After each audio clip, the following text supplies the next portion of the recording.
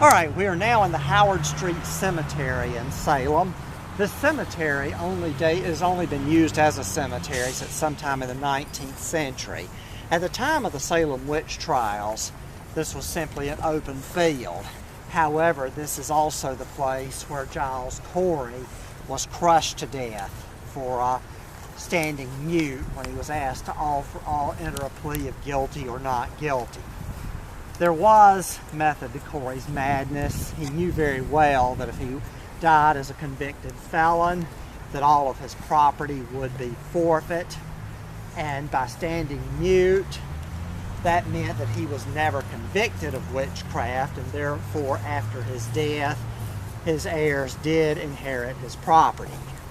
And he knew, of course, that everyone who had been brought to trial had been convicted, and knew that even if he entered a plea of not guilty, he would be convicted and therefore hanged, and his property would have been forfeit. We are coming now close to the site, which is in the corner of this cemetery, and I'm pointing to the general vicinity. We're going to walk toward it, and I will stop when we get to the approximate place. I can't say I know it exactly, no one does, but the general vicinity of the place is known. So, off to our right is the old Salem jail, which we talked about earlier, but again, that also does not date the time of the witch trials.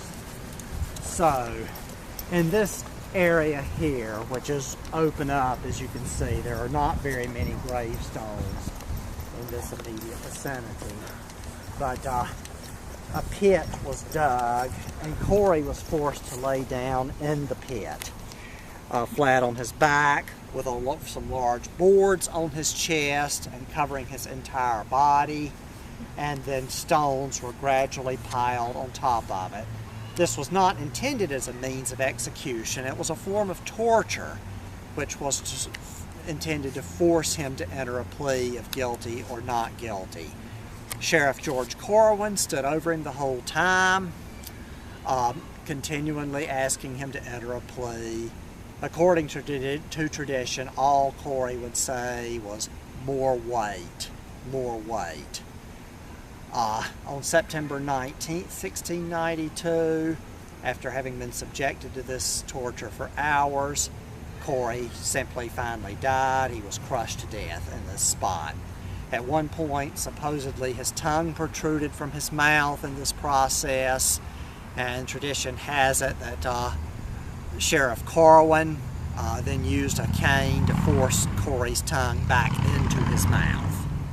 And that was simply the process of torture that was ordered for Corey.